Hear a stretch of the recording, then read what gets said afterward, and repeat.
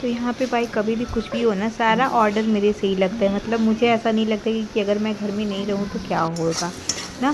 तो यहाँ पर मम्मी ने बोला पोहा बना दो, फिर मुझे लगा चलो साथ साथ में खाना बना लेते, बेबी परेशान करती, ऊपर से मेरी स्टडी भी रहती है, तो बहुत सारी चीज़ें एक साथ मैनेज करनी पड़ती है। अभी कुछ ज़्यादा ही मुश्किल होगा, रातों की नींद हराम हो गई, दिन का चैन हराम हो गया, क्योंकि मतलब पापा आते हैं, सबको खाना पानी देना, और उसके बाद मम्मी को नाश्ता, बच्चे को स्कूल भेजना, सारी चीज़ें, फिर उसके बाद अपना फिर पढ़ाई करना, मतलब इतना ज़्यादा मुश्किल हो जाता है ये वक्त मेरे लिए, पूछो ही मत। इवन मैं कभी कभी बहुत ज़्यादा बीमार भी पड़ जाती हूँ, डीमोटिवेट हो जाती है, बट मैं इस समय खुद को डीमोटिवेट करने की बिल्कुल भी कोशिश नहीं करती। तो यहाँ पर देखो मैंने कहा एक तरफ चलो सबके लिए नाश्ता बना देती हूँ, एक तरफ यहाँ पे देखो लौकी कद्दूकस करके मैं खाने की तैयारी में लग गई, क्योंकि मुझे पता है कि मेरी बेटी का पता नहीं कब शुरू हो जाएगी, कब रोना शुरू कर देगी, पता नहीं। तो मैंने कहा आज ना कुछ अच्छा बनाते हैं, रोज़ रोज़ कुछ ना कुछ। वैसे भी मेरी आदत है कि मैं हमेशा कभी भी एक खाना कभी भी नहीं होती, हमेशा अलग अलग कुछ ना कुछ ट्राई करती रहती हूँ, कभी कुछ बनाती हूँ, कभी कुछ बनाती हूँ। यहाँ ना घिसते घिसते मेरा हाथ ही दुख गया यार। तो मैंने कहा चलो जब तक ये हो रहा है इधर मैं तेल गर्म कर लेती हूँ, ताकि इधर करते करते सारी चीज़ें ना, उधर मेरा तेल गर्म हो जाएगा, फटाफट से मेरा बन के रेडी हो गया था। तो ये ना शाम का बहुत बड़ा टास्क भी होता है, मॉर्निंग में भी ऐसे ही मेरा काम चलते रहता है। मतलब जो मैं फ्री टाइम पाती हूँ बस उसी में स्टडी कर पाती हूँ। तो यहाँ पे देखो मेरा पोहा बन गया, इधर जूस लग गया, और इधर यहाँ पे देखो भाई साहब भाप भी निकल रहा है। तो मैंने कहा चलो इसको भी बना लेते हैं। उसके बाद हमारा बन गया पोहा, हमने लगा लिया प्लेट। भैया घर में 12-13 जन हैं, 12 जन हैं, सबके लिए मैंने लगा लिया।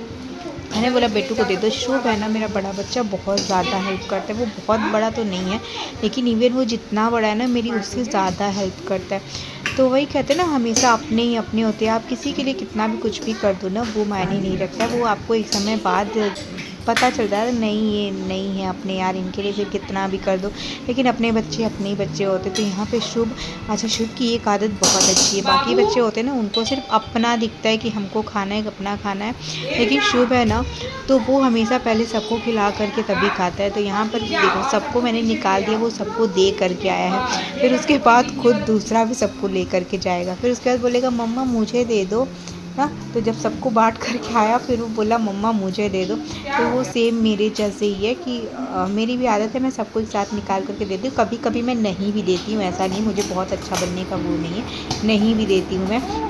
तो यहाँ पर एक तरफ मेरी सारी चीज़ें बन रही थी, और यहाँ पर मैंने का चलो फटाफट इसको बना करके पूड़ियाँ भी छान करके समेट देती हूँ, क्योंकि काम बिखरा हुआ ना बहुत ज़्यादा मुझे अच्छा नहीं लगता है। और यहाँ पे देखो किचन का तो ओ माय गॉड हो गया मतलब एक साथ जल्दी जल्दी काम करने में ना किचन मैसी हो ही जाता है, सबके साथ होता है, मेरे साथ भी हो ही जाता है।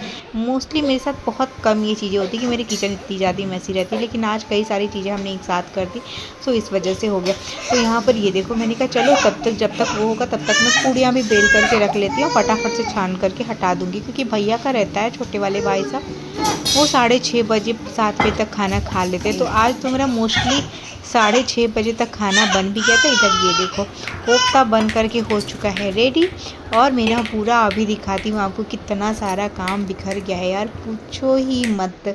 तो यहाँ भैया को देखो, मैंने बोला ना 6:30 बजे तक वो खाना खाते, तो यहाँ खाना बनने के बाद मैंने उनका खाना निकाले, खाना भाई दे करके आती हूँ, फिर उसके बाद एक चीज़ दिखाती हूँ आपको। अब देखो ये देखो ये जल्दी जल्दी में क्या हो गया, सारी चीज़ें कितनी मैसी पड़ गई है।